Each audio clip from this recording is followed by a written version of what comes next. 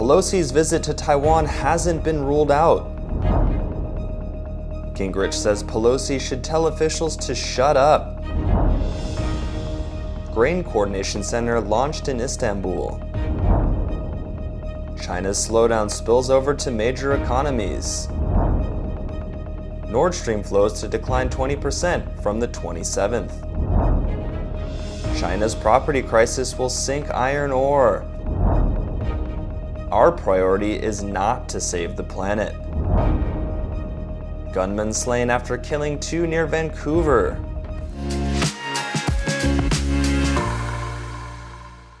Hello, I'm Johnny. Thank you for joining us on FUNDAY News. It's Wednesday, July 27th, and here are your top stories.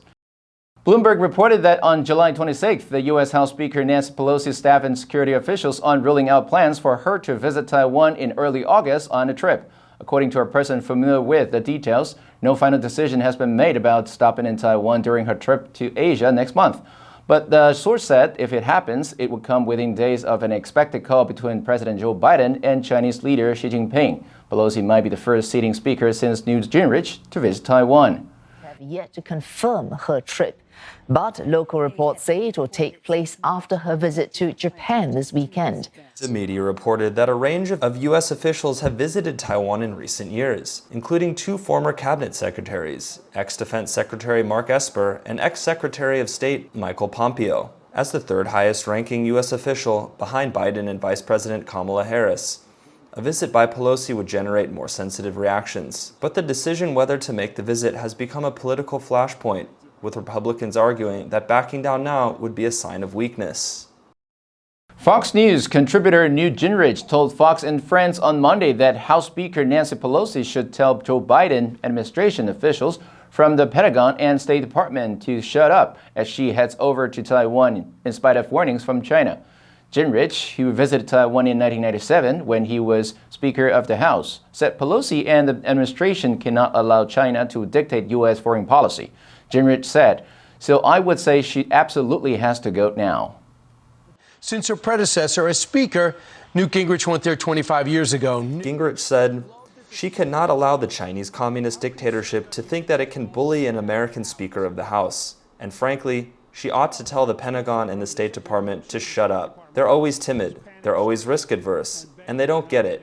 It's very important to show strength, so the Chinese communists understand that we're real, and we're not, just as Mao called us, a paper tiger. It's exactly the kind of confusion that enabled Putin to mislead himself about Ukraine. We need to be very, very clear." On July 26th, Russia's defense ministry said that the Joint Coordination Center, or JCC, for the deal to resume grain exports from Ukraine has started operations in Istanbul. The Russian delegation to the JCC will be headed by Rear Admiral Edward Luik. The Russian delegation arrived in Turkey on July 26th and began work in a 4-way format, alongside Turkey, Ukraine, and the United Nations. Russia and Ukraine signed a landmark deal last Friday, brokered by Ankara and the UN, to unblock grain export from Ukraine's Black Sea ports. Diplomats say that the plan, it involves Ukrainian vessels guiding grain ships in and out of waters that are laden with mines. The Russian Defense Ministry said, "The main task of Russian specialists in the JCC will be the prompt resolution of all necessary issues for the initiative to enter the stage of practical implementation." Reuters reported that on Monday, the Kremlin called for the UN to secure the removal of curbs on Russian fertilizer and grain exports as part of the deal, saying it was still too early to say whether the agreement would be a success. Russia fired cruise missiles on the port of Odessa Saturday morning, just 12 hours after the signing ceremony in Istanbul. The media reported that China's economic slowdown is spilling over to major exporting nations in Europe and East Asia due to falling demand for manufactured goods, which have caused Germany and South Korea to post rare deficits with China. According to recently released Chinese customs data, China's imports of high-tech products and mechanical and electrical goods fell about 8% last month. This month, the situation doesn't seem to have improved, with South Korea's exports to China falling 2.5% in the first 20 days of July.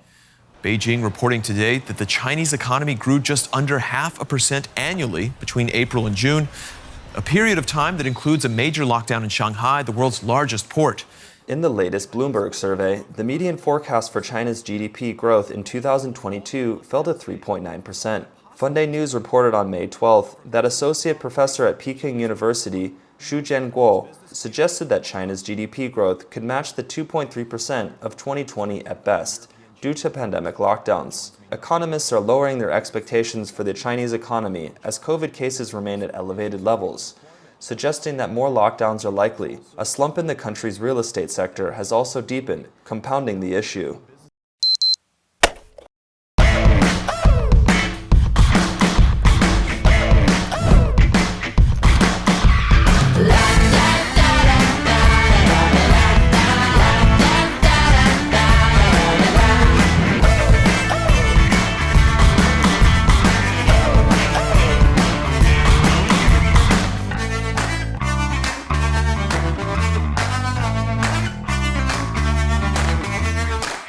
The media reported that Russia's Gazprom PJSC said the Nord Stream pipeline will be pumping 33 million cubic meters a day, or 20% of capacity, from Wednesday.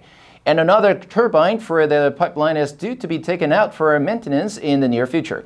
The company said that maintenance issues with the turbine that helps pump gas into the link are behind the curbs. One major turbine at Russia's Potovoya compressor station has gotten caught up in international sanctions in Canada. The media said that according to Gazprom's statements, only one major turbine at Russia's Portovaya compressor station, which now feeds the entire line, remains in working condition. Under normal conditions, the line has 6 working turbines. One replacement component is now stuck on its return to Russia. Other turbines still in Russia are due to go to Canada for maintenance. According to Vladimir Putin, the installation of the unit currently in transit back to Russia would allow flows to return to 40% of capacity. Last week, Putin further warned that Nord Stream flows could diminish if a spat over its turbines isn't resolved. According to Goldman Sachs Group, the crisis engulfing China's property sector will help swing the iron ore market to a significant surplus over the second half of the year and push prices sharply lower. Based on a note on Tuesday, July 26th, the bank now projects an excess of 67 million tons of the steel-making mineral for the rest of 2022. After a deficit of 56 million tons in the first half, reflecting both weakness in onshore real estate and a sharp deceleration in demand for steel outside China. Goldman Sachs said that iron ore is closely linked to early cycle property activity in China.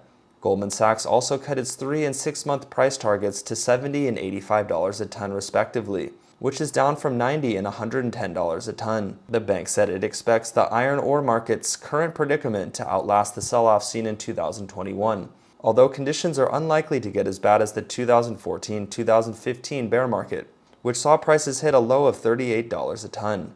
Bloomberg Intelligence has a similar take on the impact of the property crisis on commodity markets.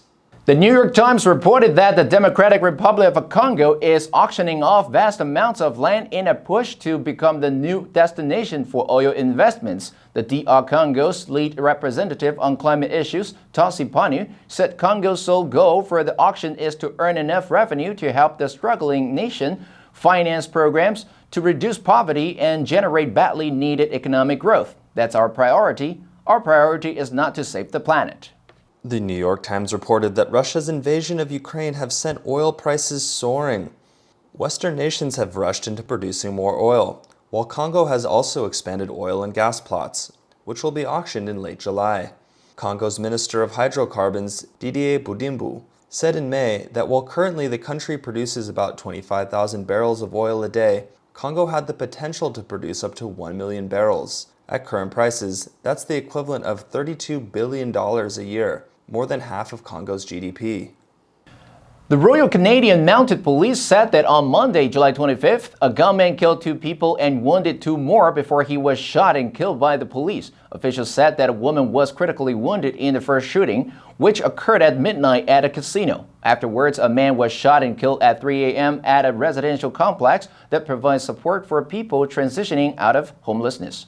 At 5 a.m., a third shooting killed a second man at a bus stop. Finally, another man was shot in the leg near a highway bypass at 5:45 a.m.